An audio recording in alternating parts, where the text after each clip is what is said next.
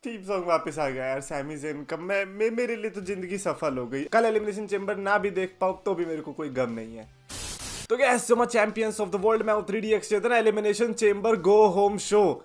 ऐसा go home show कि SmackDown के छत के ऊपर ही चेंबर टांग के रख दिया। बेचारे लोगों की फटी पड़ी थी कि कहीं हम लड़ रहे हो और ऊपर से चेंबर गिर ना जाए, सारा सलिया जो है उनके पीठ में घुस जाएगा। ऑफ कोर्स हर किसी का यही डर था, लेकिन ऐसा नहीं हुआ। डोंट वरी, WWE के जो स्ट्रक्चर, बाय द वे यार ये सब छोड़ो, एक बहुत बढ़िया मस्त बात याद आई है दिमाग में, स्मैकडाउन के बारे में भी बात करेंगे। रिसेंटली माइक टाइसन ने एक चीज बताई कि अगर मेरे को प्रेफर करना हो कि मैं कहां पे काम करूंगा, WWE या ऑल एलीट रेसलिंग, तो वो WWE को चूज करेंगे। Even though all elite wrestling ज्यादा पैसे के पे करती है, लेकिन मैं WWE ही चूज करूंगा। या मैंने जिंदगी में ना बहुत सारी बेइज्जती देखी है, बहुत सारी बेइज्जती करी है, बहुत सारी बेइज्जती सुनी है, लेकिन इतनी गंदी बेइज्जती मैंने किसी की होती हुए नहीं देखी। इसके बाद तो ऑल एलीट रेसलिंग को कहीं एक बाल्टी ढूंढनी चाहिए, उसमें थोड़ा सा पानी भरना चाहिए एंड देन खैर अभी बात करते हैं स्मैकडाउन की, जिसका आज फोकल पॉइंट था Sami Zayn, because Montreal Quebec Canada में हो रही थी। गो होम शो था। अब आप कहोगे चेंबर ऊपर इसीलिए था बिकॉज जब मॉन्ट्रियल में ही चेंबर हो रही है, उधर ही चेंबर हो रही है, तो क्या बार बार इधर उधर करना। एक काम करते स्मैकडाउन में ही चेंबर उठा देते, लोगों को थोड़ा फील आएगा। भाई फील आता हमें सैमी ज़ेन के थीम सॉन्ग के वापस आने से। खैर जो शो की स्टार्टिंग करी थी बड़ी बोरिंग सी थी, बिकॉज उन्होंने रोंडा राउजी और Shayna Baszler versus Natalya Shotzi Blackheart के टैग टीम मैच से किया था। As if anybody was interested. See इस टाइप के मैचेस का मेन पता है क्या होता है, लोग क्यों एक्साइटेड हो जाते हैं। लोग इसीलिए एक्साइटेड हो जाते हैं कि भाई ये खत्म होना चाहिए मैच, ये खत्म नहीं हुआ तो मैं खत्म हो जाऊंगा, और इसीलिए आपको लास्ट में थोड़ा अच्छा रिएक्शन देखने को मिलता है। जैसे ही रोंडा शाइना बेसलर जीत गई, everybody was like yes yes match खत्म हो गया, now we can move on. Anyways Ronda Rousey Natalya, I don't know man what the hell they are trying to do. Natalya एक काम करो, आपने मेरे को कमेंट्स में लिखकर बताओ कि आप भी नटालिया के फैन होगा। मैं जानना चाहता, मतलब मेरे को ऐसा लगता है कि मैं अंधा हूं क्या कि नटालिया के फैन है और मुझे ही नहीं दिख रहे। यार कोई तो होगा, एक दो कोई तो नटालिया का फैन होगा। और मैं ये देखना चाहता हूँ इंडिया में से कितने हैं। अच्छा वो छोड़ो, हिटरो की बात आती है, हिटरो अपनी पागलपंती कर रही होती है। Okay can we just agree to the fact कि हम लोग हिटरो को हिटरो ना बोल के शिटरो बोल सकते हैं, because that's what they are shit, they are shit like garbage, they are dump.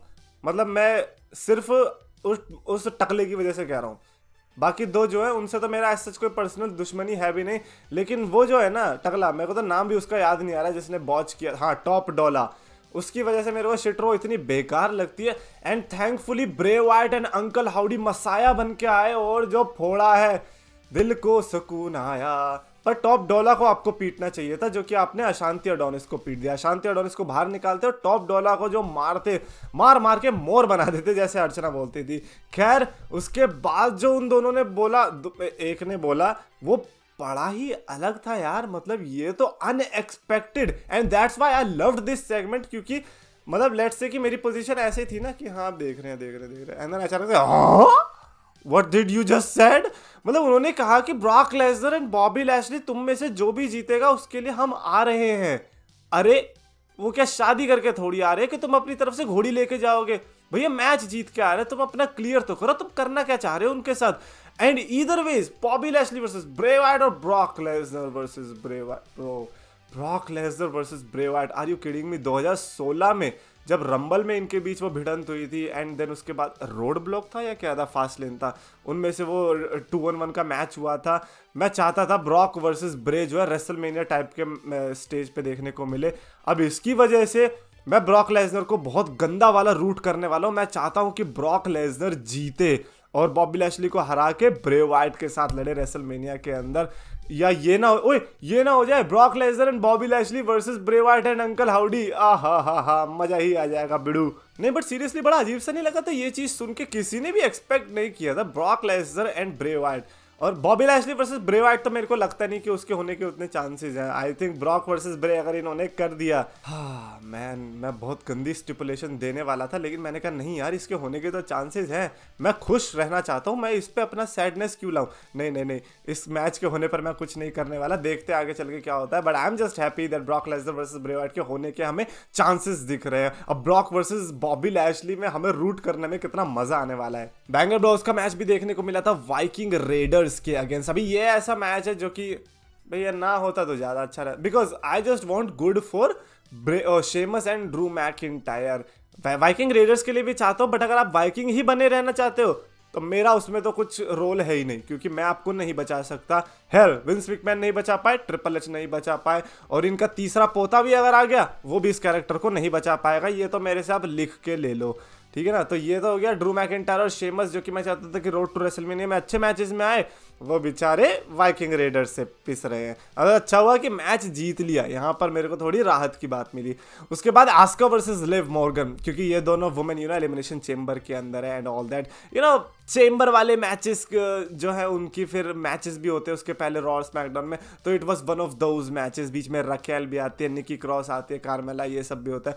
Not that interested, but then उसके बाद आता है गुंचा versus Madcap Moss, the number 1 contender, जो कि इंटरकॉन्टिनेंटल टाइटल के लिए थे, और इन दोनों के बीच हमें आईसी टाइटल के लिए मैच देखने को मिला। एंड ये मैच देखने के बाद आपको लगा होगा ना, यार गुंथर तो सही है, ये मैडकैप मॉस को इतनी जल्दी मौका मिल गया, अब लग रहा है ना। स्टार्टिंग में तो लग रहा था कि चलो अच्छी बात है, बट जैसे ही बंदे के पास वो लड़की दिखी, हमें ऐसा नहीं लगने लग गया कि यार इसके पास लड़की भी है और इतना अच्छा अपॉर्चुनिटी भी मिल रही है। ना ना ना ना ना, ऐसा ना चलेगा, या तो लड़की हटाओ या मैच हटाओ। क्योंकि सैडनेस तो आती है ना अंदर से कि यार ये तो बड़ा लकी निकला है ना। दमिश के लिए हमने कितना वो फील किया था कि यार ये तो बड़ा हुआ है, दमिश से हम कितना जलते थे। अच्छा मैं ही जलता था क्या? बस नहीं, चलो कोई बात नहीं। मैडकैप मॉस के केस में भी ऐसे ही मेरे को लगता है कि मैडकैप मॉस को मिल तो गई अपॉर्चुनिटी, लेकिन अगर इसको कंटिन्यू रखा, मैं डब्ल्यूडब्ल्यूई वालों को माफ नहीं करूंगा। पहले एटलीस्ट हमें प्रूफ तो करवाओ कि मैडकैप मॉस कुछ है। चलो कोई बात नहीं यार। उसके बाद हम मेन इवेंट की तरफ बढ़ते हैं and boy oh boy, Sami Zayn, oh yes bro, Sami Zayn ने क्या एंट्री ली। पहली बात तो जो पॉज आया थीम सॉन्ग बजने से पहले, ऑलरेडी लोग चैंट करने लग गए थे, एंड सामी ज़ैन का थीम सॉन्ग बजा वही वाला पुराना वाला NXT वाला, और जो मेन रोस्टर में स्टार्टिंग में यूज किया था वही वाला थीम सॉन्ग बजा। सी आई वाज राइट, जिस तरीके से ये लोग हुडी में ला रहे हैं सैमी ज़ैन को, पीछे से आगे से कहीं से, मेरे को पता था कि अब जब सैमी ज़ैन की एंट्रेंस होगी वो इनके होम टाउन में और विद दैट थीम सॉन्ग ही होगी, ताकि लोग गाएं। और वही हुआ भी, उन्होंने सिंग अलोंग किया उसी थीम सॉन्ग में। अब आपको लग रहा होगा कि कनाडा में ही गा रहे थे, नहीं, आप उत्तर प्रदेश के गाजियाबाद में एक घर में आके देखते, वहां पर भी एक बंदा गा रहा था। Yup, that was me, because it was so special and it was giving me that Daniel Bryan vibes before road to WrestleMania. ऐसा रिएक्शन मिलना, इट्स इनक्रेडिबल। आपको रेसलमेनिया में तो हम आपको ट्रिपल थ्रेट बनवा के देंगे। अब तो ये मेरी गारंटी है सैमी ज़ैन आपको कि रोमन वर्सेस कोडी के बीच में मैं आपको घुसाऊंगा, और अगर नहीं घुसाया तो मेरा नाम बदल देना। दिस इज माय सैमी ज़ैन के लिए कि हाँ यार, इतना तो स्वीट जेस्चर में दिखा सकता हूं आपके लिए। हाँ तो ही हो रहा है ना बड़ा यहाँ का चेयरमैन नहीं हूं, लेकिन मेरी दुआ ऐसी है कि अगर वो लग गई तो भाई साहब मजा आ जाएगा। बट खैर यार, सैमी ज़ैन को बोलने नहीं दिया। It was that Roman Reigns का प्रोमो, है ना, कौन सा रोड रेसलमेनिया के बाद वाला, जब अंडरटेकर को हराया था, रोमन रेंस को कुछ बोलने ही नहीं दिया था। यहाँ पर सैमी ज़ैन को कुछ बोलने ही नहीं दिया। दोनों में थोड़ा डिफरेंस है, मैं समझ सकता हूँ पॉजिटिविटी और नेगेटिविटी का, बट सैमी ज़ैन के लिए ओले ओले ओले या फिर यू डिजर्व्ड इट ऐसे वाले चैंट्स लगने लगे थे। It was so emotional, I just can't even imagine कि अगर आप सैमी ज़ैन हो तो आप कैसा फील कर रहे होगे। मतलब मैंने अपने आप को उधर रख के देखा, मैंने कहा यार चलो देखते कि गाजियाबाद की ऑडियंस आई हुई है और मैं ऐसे हूँ और मेरा नाम चिल्ला रहे, मेरा मुंह तो निकल गया। थोड़ा ज्यादा हो गया, बट निकल जाएगा यार, क्योंकि किसी का भी हो सकता है सैमी ज़ैन का भी निकला, यू नेवर नो। आपने कौन सा टेस्ट करके देगा।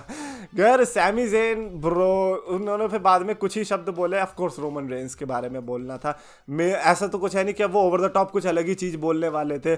अभी इतना सब हाइप करने के बाद कि भैया मैं ही नहीं लड़ने वाला हूँ रोमन रेंस से, पूरा मॉन्ट्रियल लड़ने वाला है, अब बुरा लगेगा अगर सैमी ज़ैन हार गए, क्योंकि अब सैमी ज़ैन नहीं हारेगा, पूरा शहर हारेगा, क्योंकि अब आपने शहर को अपने कब्जे में ले लिया है।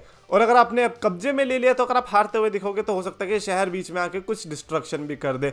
सी ये बड़ी वाइल्ड प्रेडिक्शन है, बट हो सकता है कि यहाँ पर शायद से WWE के फैंस उतना लाइटली ना ले अगर सैमी ज़ैन हार गए तो।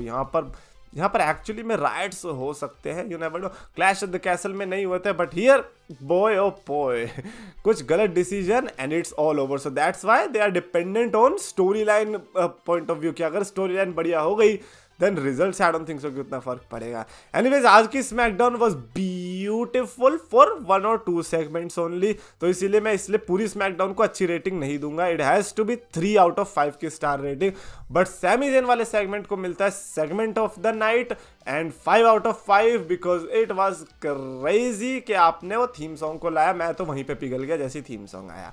एनीवेज कमेंट्स में लिखकर बताना अपने thoughts regarding any of the SmackDown का सेगमेंट, आपको कैसा लगा, सैमी ज़ेन का theme song is back, comments में लिखो। अगर आपको वीडियो पसंद आया तो प्लीज लाइक और शेयर करो, चैनल को सब्सक्राइब करो। भाई चेंबर के लिए क्या एक्साइटमेंट है यार।